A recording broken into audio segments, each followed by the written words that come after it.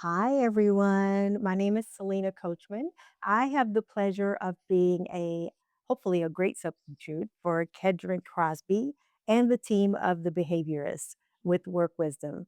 Today, I have a friend and my guest, Aimée Deraco, who is the president and CEO of Brubaker here in Lancaster. Brubaker, I'm going to tell you about who they are, and then I'm going to chat more with you about who you are, Aimée. Brubaker is a long-standing Lancaster company. They're founded in 1945. Yeah, I was Mhm, pretty impressed with that. They provide HVAC, plumbing, electrical, remodeling, appliance sales and services, and commercial construction mhm. solutions. Is that correct? Correct. That's wonderful. I also know that the company recently transitioned to a 100% employee owned ESOP model, which is a major part of Mhm. why we're talking today and branching into what we feel an employee ownership culture really means. Awesome. I am going to do a little quick fire chat with you Okay. just so the people can get to know Ame. So, if I go have my notes. All right, here we go. So, Ame, what role is hard? CEO, mom, or grandmother? Oh, definitely mom.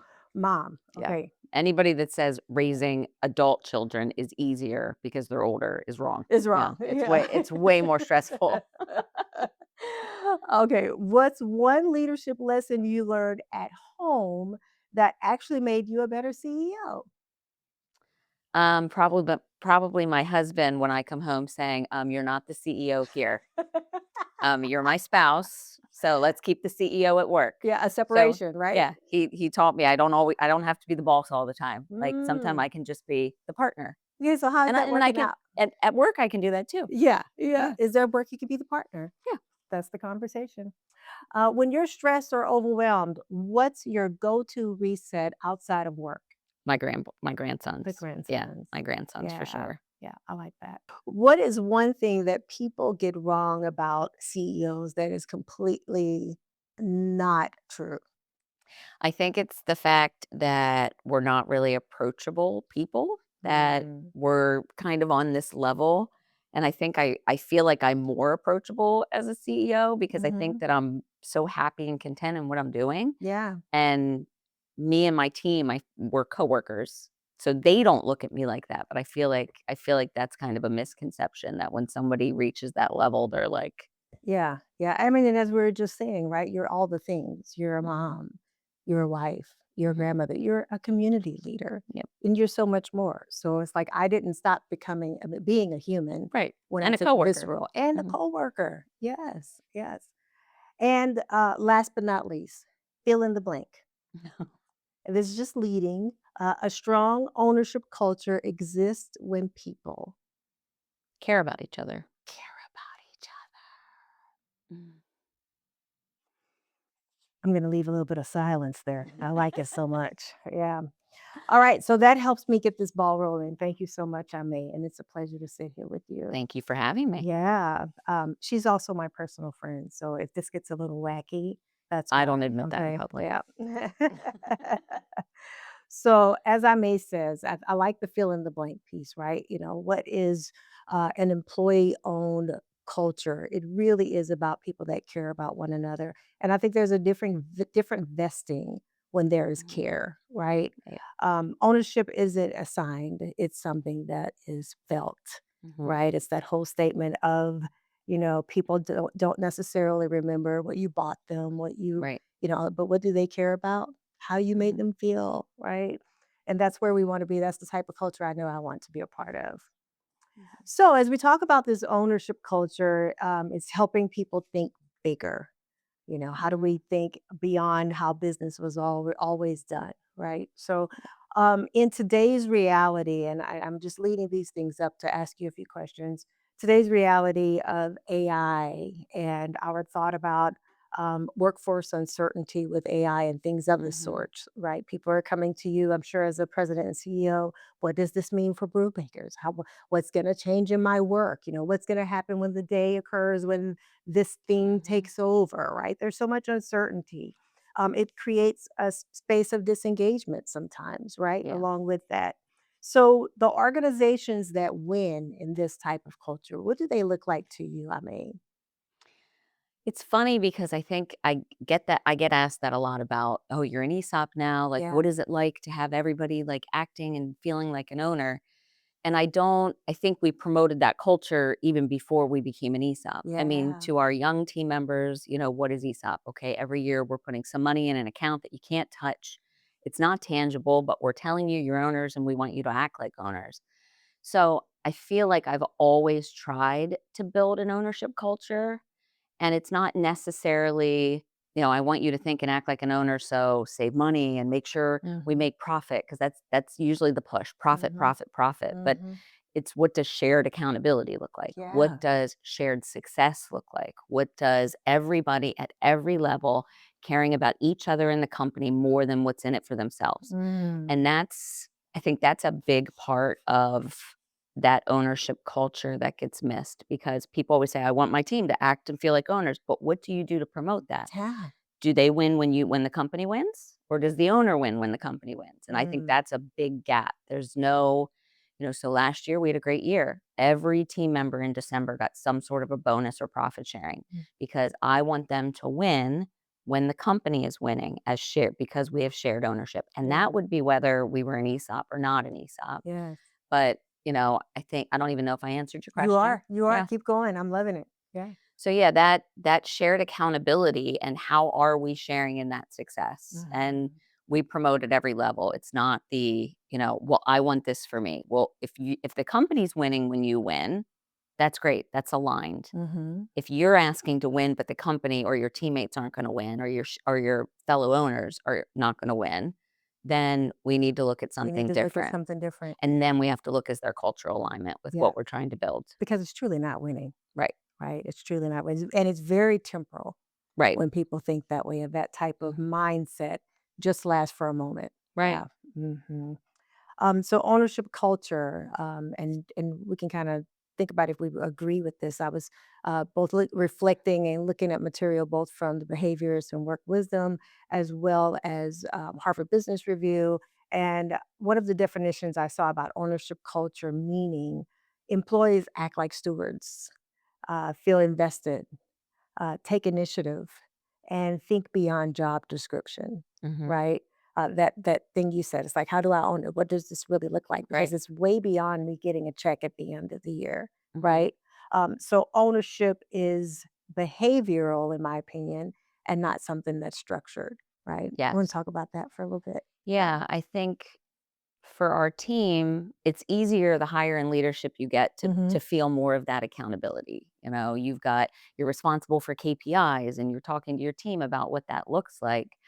But we've shifted it a little bit now at Brubaker. We're in our third year being an ESOP. So we obviously talk about shared ownership more now than we did before, but Yeah. it was always a talk track that we had even before we became an ESOP. And even as I ran other businesses, that's always, because I do think when you can get everyone thinking and acting with shared accountability, it makes a difference in how they feel, how they treat each other, how they go Yes. home from work, how they come home from work or come to us from home. And it's important to me that, we have predominantly men in our workforce. It's important to me that when they go home to their families, they feel safe and secure. And as an owner, if something goes wrong, Hmm. like, they've got to collect 103 people that should be there to say, "What do you need? What Hmm. can we do for you?"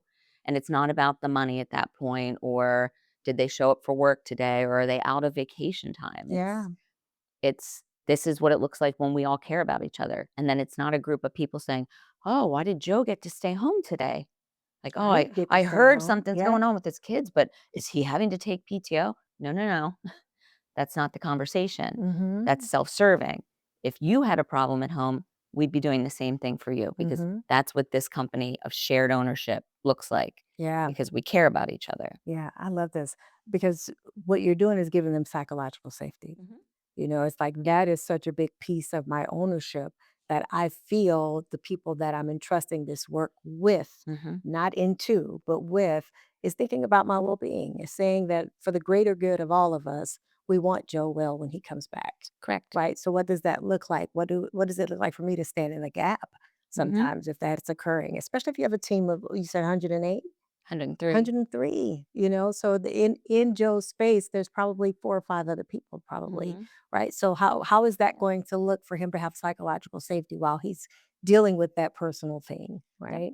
So that's huge. I think another piece of that, along with the psychological safety, are 2 pieces, both inclusion and transparency. Can we sit there for a little bit also? Yeah. Yeah. Transparency is big.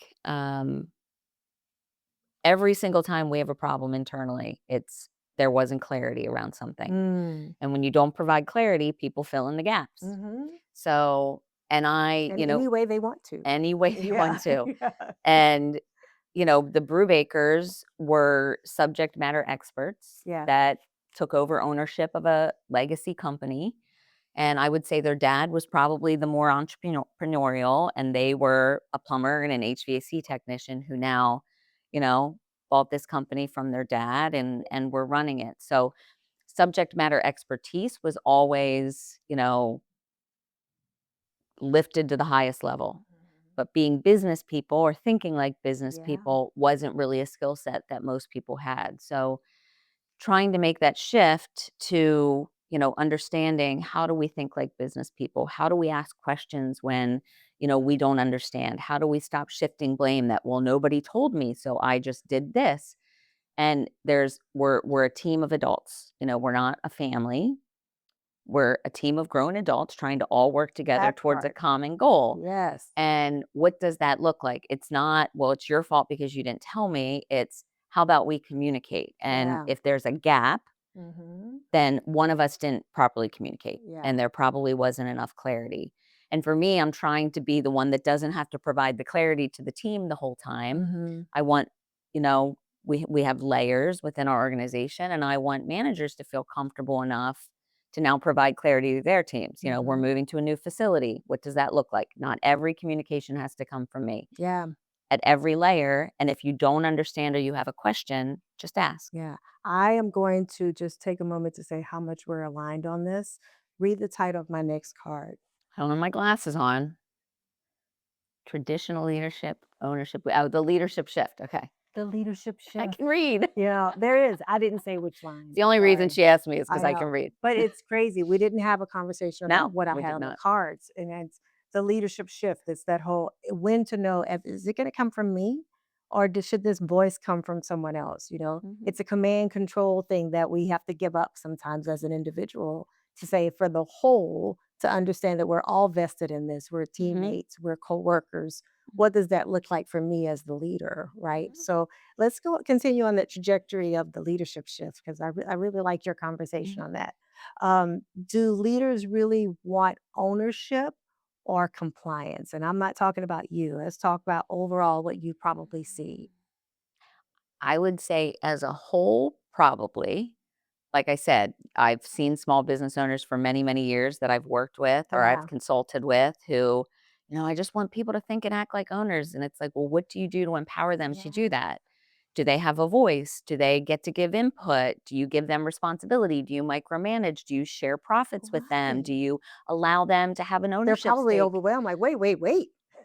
But yeah, I want them to act like owners, but I'm not But I'm gonna not give giving them them any any of yeah, I'm not this. gonna give them Yeah. anything that makes them feel empowered to feel like an owner or be an Right. owner because somebody doesn't have to have an ownership stake in a company to feel like an owner. That's But right. when they're given responsibility and trust and able to fail forward and without Yeah. being ridiculed and Yeah. they're all the things an owner wants within their company. Yeah. And, when they see you pulling up in a new Mercedes every other week and building this dream house and they haven't gotten a raise in 2 years, you're not building a You're not culture of practicing what you're ownership. preaching. Yeah. Not building a culture of ownership at You're that not at point. all. No. In the age now, as we mentioned before, with AI and even other workforce changes and demands that are upon us, we're asking people to adapt quickly, to change their skills, adopt new Mhm, skills, go back for different certifications.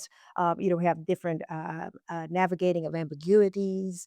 How do mhm. you feel that plays into a culture that ownership culture matters right now?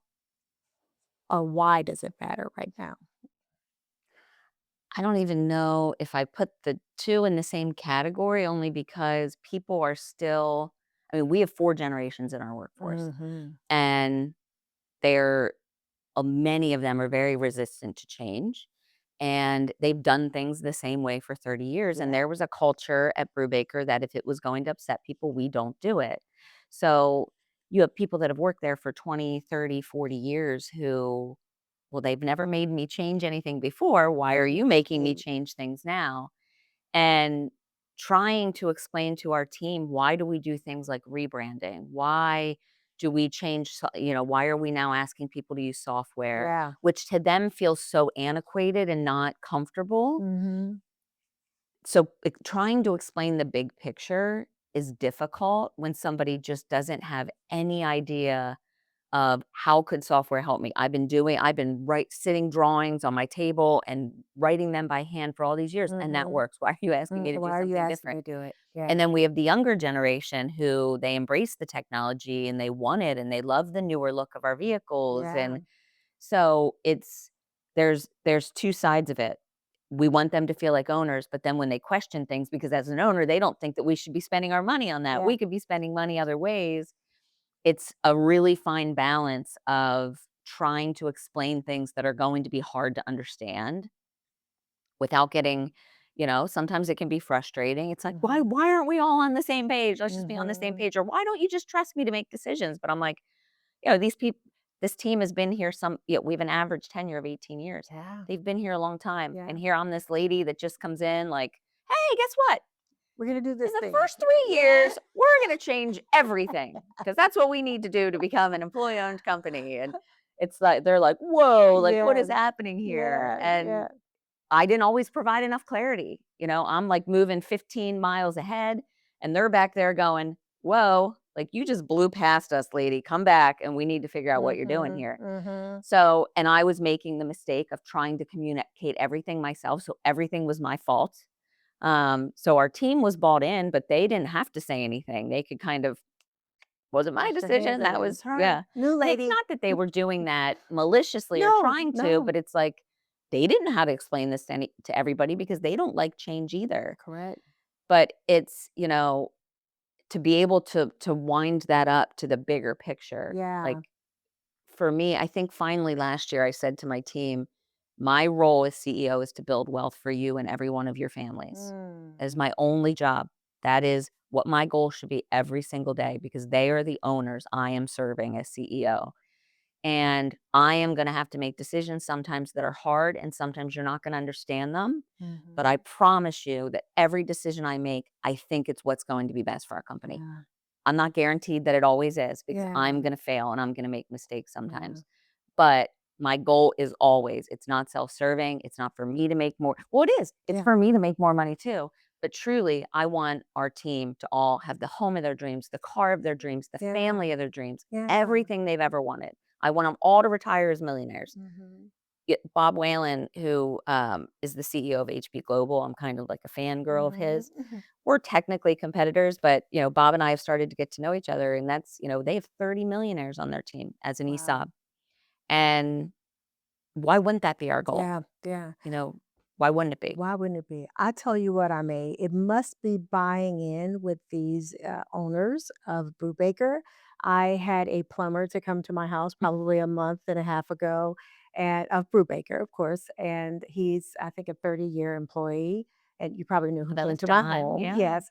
And he had his tablet and he was going through telling me what was happening with my Mhm. plumbing and the things that I needed to purchase, the things that were optional. He noticed a couple of other things, and he was just zooming through that thing, and I was so impressed because I feel he is in a demographic that we Right. typically stereotype, Mhm. right? That say, okay, they're not invested in these new technologies, the new ideas, and this person obviously found a reason to be Mhm. presenting to me as a customer, right? Mhm. And that is a Yeah. buy-in, Don of is Don is probably one of our best examples of embracing employee ownership, and mm, he models that for our younger team members. He gets our younger team members excited about it. he truly embraces it. And Yeah. of course, he didn't love having to use technology, but now he's Yeah. like, wow, okay. Mhm. And we have employees now at every level that are like, okay, I really didn't want to use this software, but now that I'm using it, it's cutting down on my time and I can get Yeah. more done. And, Yeah. we have some that were like, I am never like, I don't even Yeah. want to use a I don't computer. care Don't what even you ask me to say, use right? email.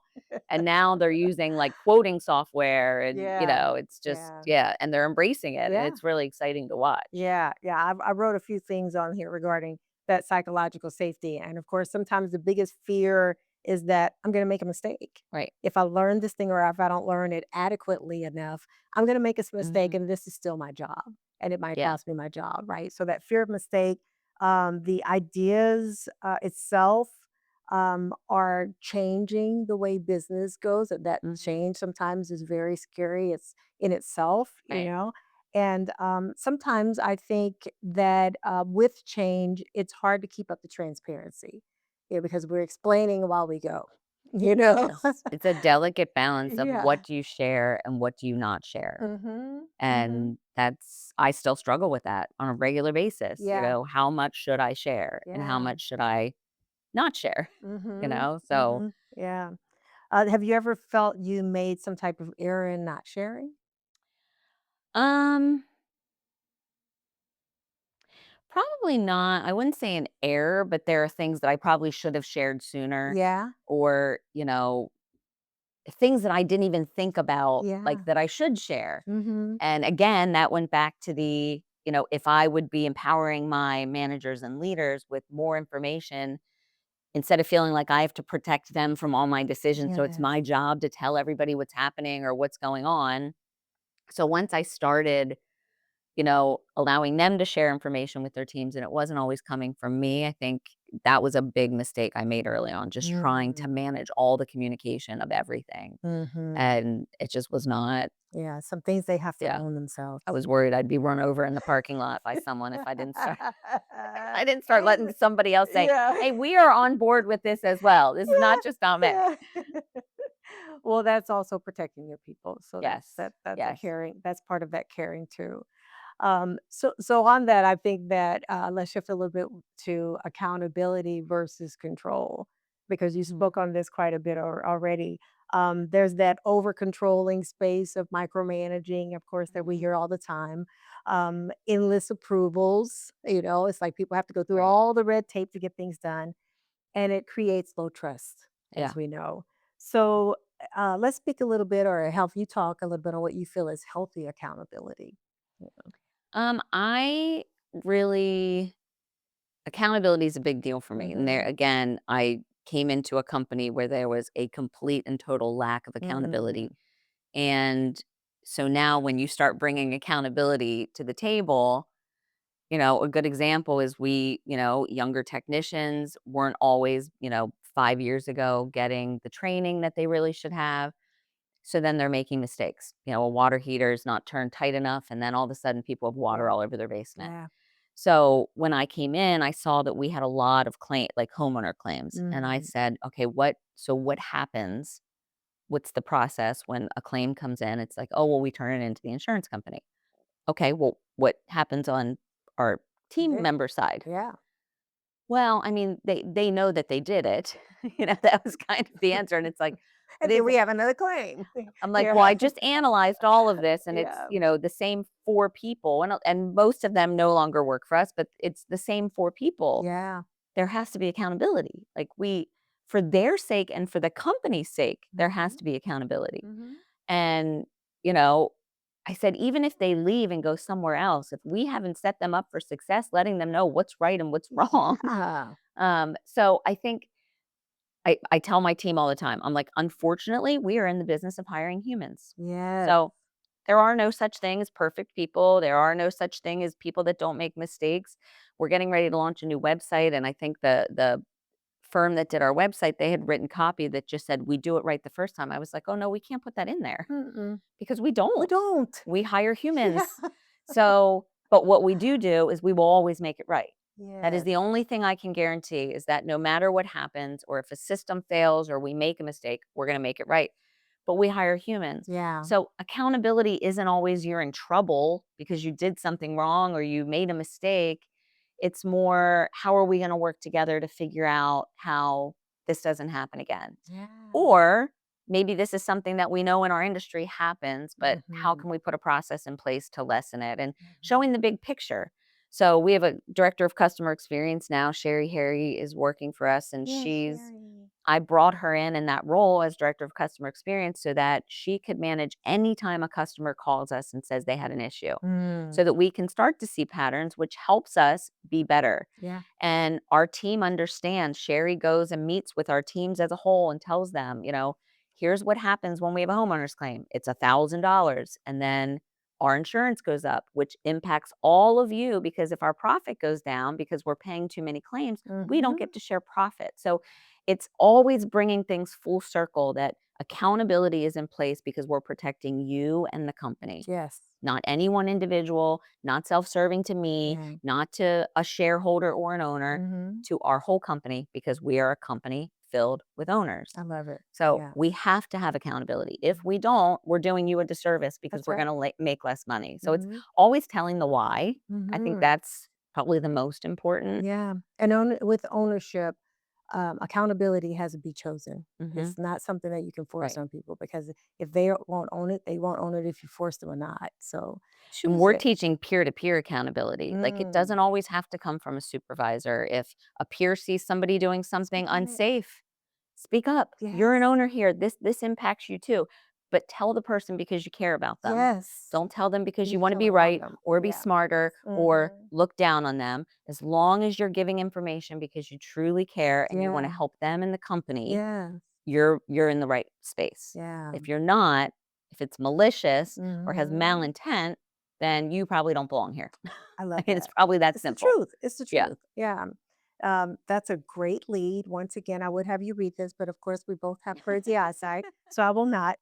But my next cue I had on here was culture is everyone's Mhm. responsibility. And when we're talking about everyone being an owner and the culture that creates, let's Mhm. go into talk about the culture that that creates at Brubaker.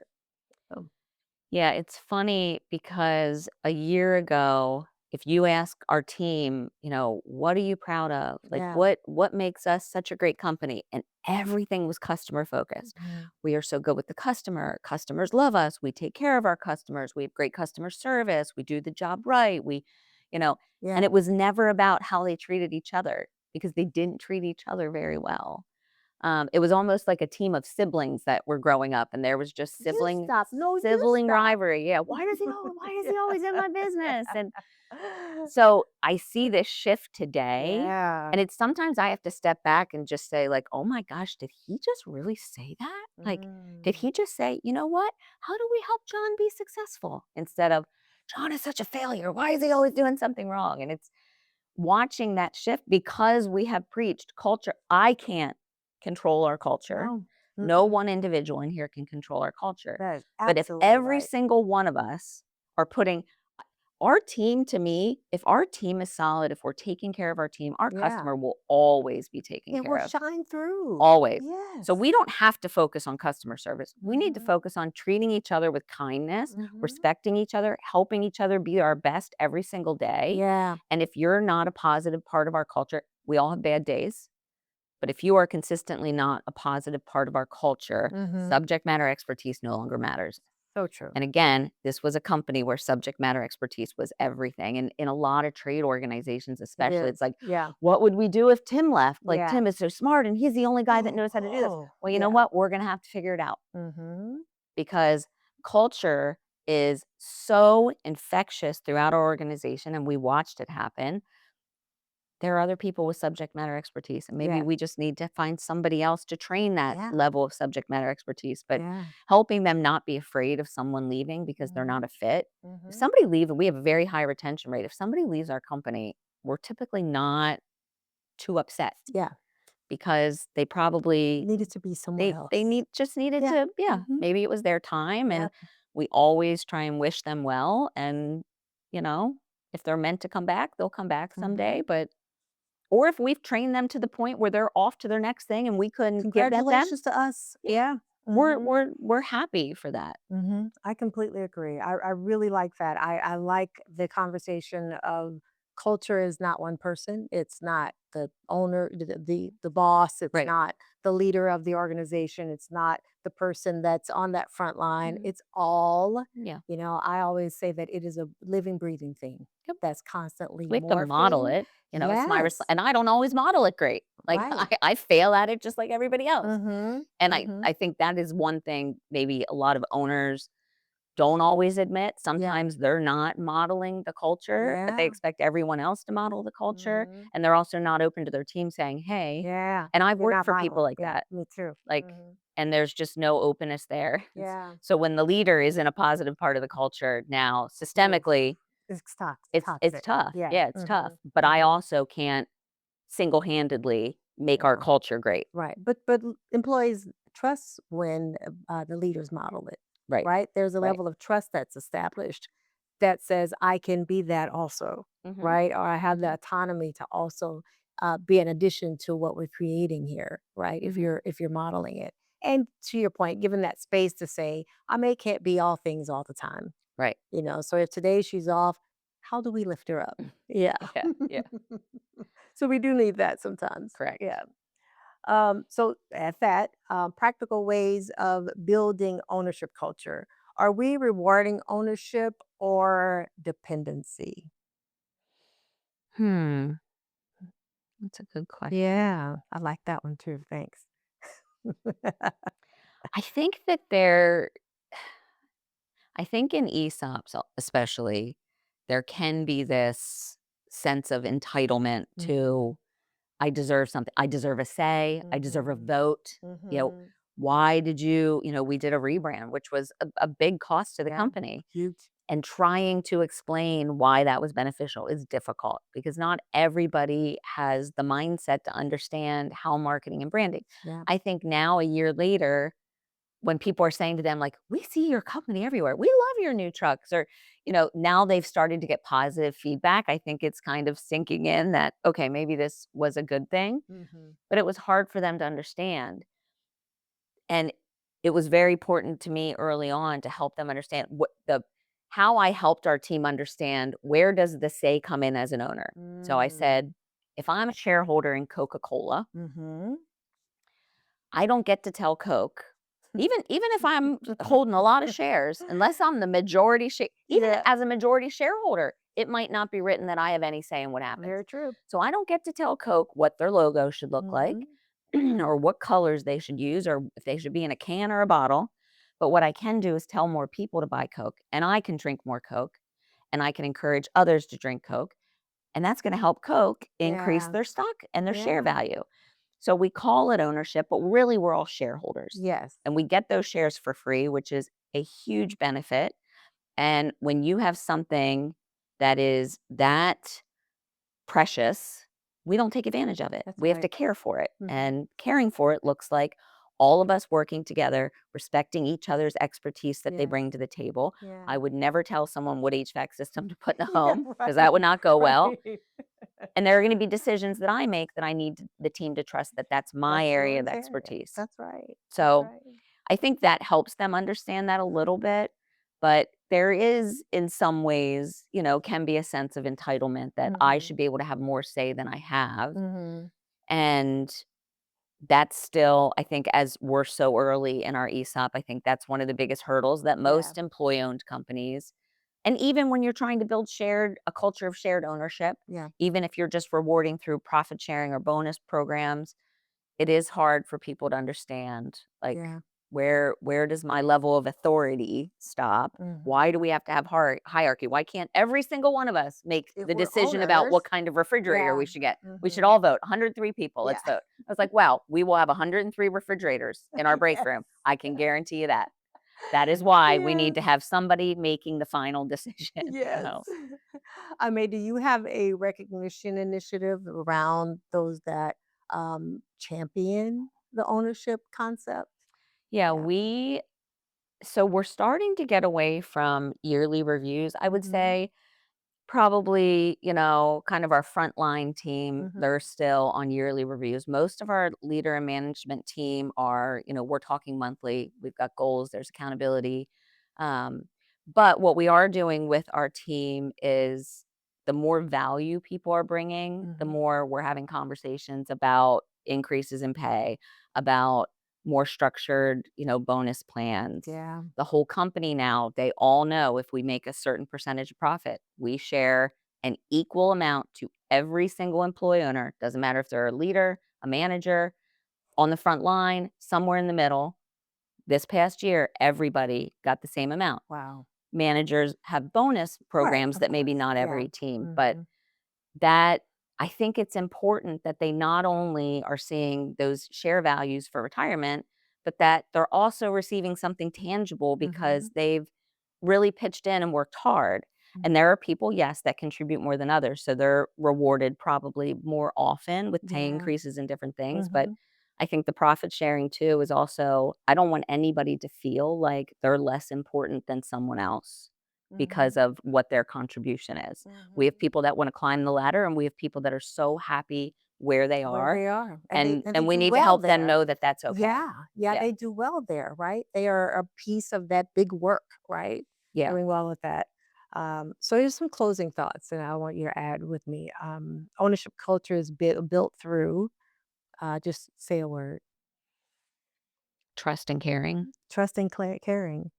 I say clarity. What else you got? all the time, All the time. I all like the it. time. You can never give enough. No, There's mm-mm, never enough clarity. no. How about empowerment? Necessary. Yeah. Mhm. So I guess just It's that. one of our we just changed our we're changing our values, and Oh, that's you one of have one our of those. that's one of Oh, our that's words, good. yeah. I tell you what, even if you don't change your values, ma'am, it seems like you all are doing a pretty good job over there. I am very happy where I am. I'm like, what? I'm sitting here like, girl, stop it.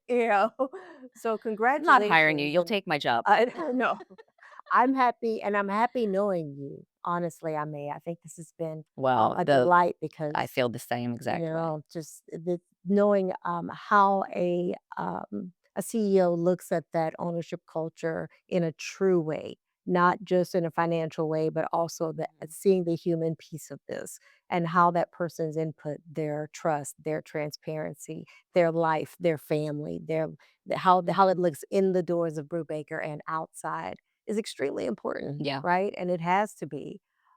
So I have a thought here, a closing question, then I have a question for you. I mean, a closing line and then a question for you. The organizations that lead the future will be the ones where people feel responsible for helping shape it. My question to you is what's one thing leaders could do tomorrow to strengthen ownership culture?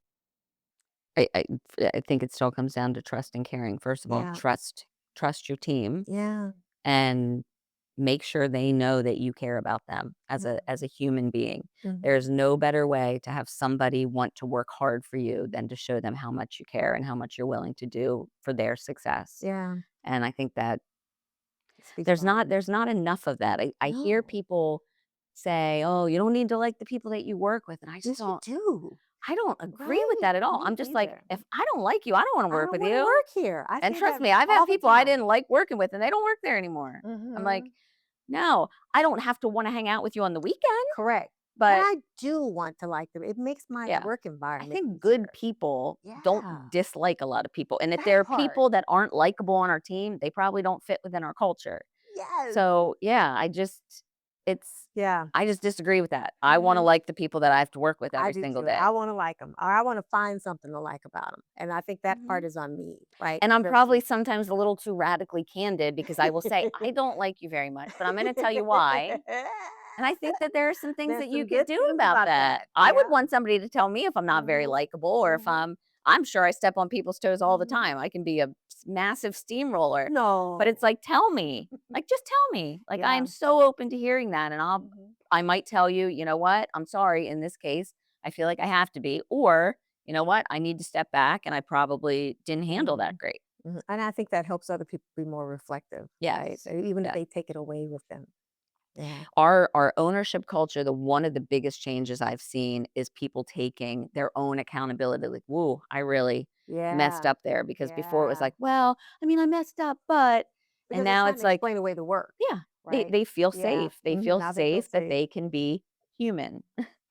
Yeah. Again, even Mhm. AI screws up. Yeah, that's right. AI does not get the right answer every time. Yeah. I Oh. use it every single day, and it does not always steer me down the right path. So even the non-humans are getting it You're being wrong wrong, sometimes. Yeah. right. Yeah. Well, thank you for being human with me. Thank you. I This was really fun. appreciate this. And I really want to say a thank you to the team at Work Wisdom for giving us this opportunity. Mhm. And we will see you on another leadership episode. Thank you.